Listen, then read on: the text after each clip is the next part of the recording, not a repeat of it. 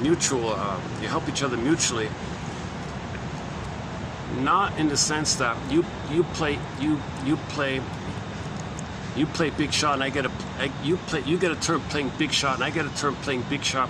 You get to be egocentric narcissist, I get to play egocentric narcissist, and then we'll find a third to dump on and scapegoat. And that's not what we're talking about. The connecting it between the two people where they're sharing and making I statements.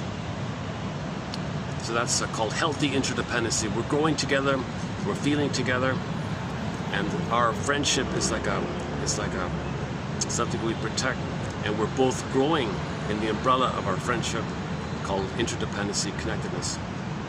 Okay, and on the other end of the spectrum is inflexible independence, unconnected detachment. So you're either overly clinging or overly detached. Okay, the clinger and the stinger.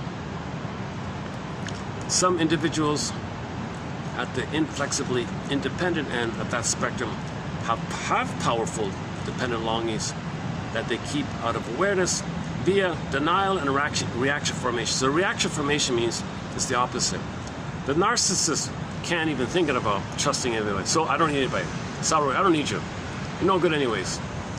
They really do need mother's love, but there's so much pain, they flip, I don't need you. It's kind of obvious like that, called the avoidant attachment style. So the clinger kind of still has some kind of hope. They're clinging, they're childlike, they're clinging, they accept the pain, but they're clinging. They kind of got a hope, maybe I can fix them, maybe I can save them.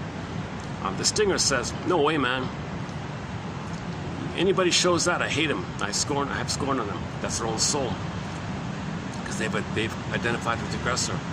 The stingers have crossed over and made the Faustian deal, the Faustian bargain, the Faustian pact called identification with the aggressor. Okay, so on the spectrum, you got the child has some kind of positive, well, mother, I need your love. But if it's too much pain, Faustian deal.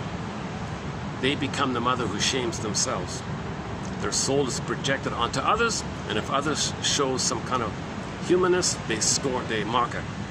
Because it was mocked in them, and they become the marker. They need someone outside to mock, because they're the marker, and they don't want to know that they're mocking themselves, because they become the mocker, but the Faustian deal is they got to shame themselves. So they need something's repressed, it's projected. So when you shame someone else, it makes you unaware that you're shaming yourself. That's the Faustian deal. You sell your soul like this, but you get a link to the mother. You get a tie to the mother. So that's the rescue station. That's a defensive kind of thing. Meanwhile, the poor clinger didn't quite cross over. At the same time, they didn't get enough love to complete development. So they're still kind of submissive and clinging and pleasing and caretaker and all that.